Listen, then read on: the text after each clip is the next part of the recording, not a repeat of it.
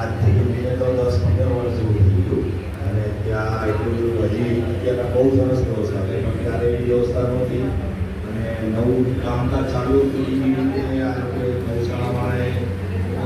Welding ને બધું કરવું એટલે લાઈન લીધેલી, લાઈન બી કાચી હતી અને બન્યું કેવું કે અમે લોકો જ્યાં સેવા કરતા હતા ને ત્યાંથી વાયર ઉપરથી તૂટતો ને પડ્યો એ ટાઈમનો ગાય આવી અને અમે નહીં તો અમે લગભગ બધા એ ટાઈમ પર વધારે નુકસાન થાય અને અમે પતી ગયા ગાય અમારી વચ્ચે આજથી 20 વર્ષ પહેલાં કે 22 વર્ષ પહેલાંની વાત છે. હું મને મામાની હજી અંદર છે ત્યારે બી હતી તો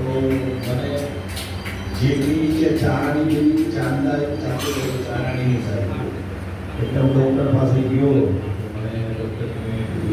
ઘણા દિવસથી છે શું છે જરા જુઓ મને જોઈને એની રાત હતી દાદા તમે રાત પાડો મને બધા તકલીફ થતી નથી આ તો બધા ઘરમાં કહે છે બેકારી બેડરૂમ આવ્યો મને કંઈ તકલીફ નથી થતી તકલીફ છે તમારા સેલ્સ મરી ગયા આ તમારો ફર્સ્ટ એડ છે તમે બાયોપ્સી કરાવો પછી કરોનામાં બાયોપ્સી કરાવી બાયોપ્સીમાં કમસે કમ 15-17 દિવસે ત્યારે રિપોર્ટ આવતો હતો ત્યારે મને ખબર નથી પછી બીજાનું ઓપિનિયન લીધું ત્રીજાનું લીધું પોતાને 7 જણના 7 ઓપિનિયન લીધા બધા એમ મને કેન્સર પછી હું વાગદરમાં એડમિટ થયો માણેકચંદવાળા ત્યાં મેં 15 દિવસ ત્યાં મને રાખ્યો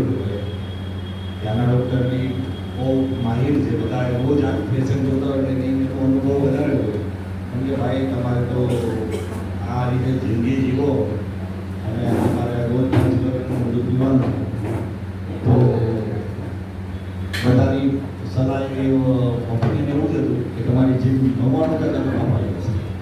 15 દિવસ પછી મારે બાયોપ્સીનો રિપોર્ટ આવ્યો અને રિપોર્ટ મારે પછી નેગેટિવ આવી તમારે એ ટાઈમ પર બી હું સારો હતી ને જઈને પાછો આવ્યો આવી જતો રાધે રાધે.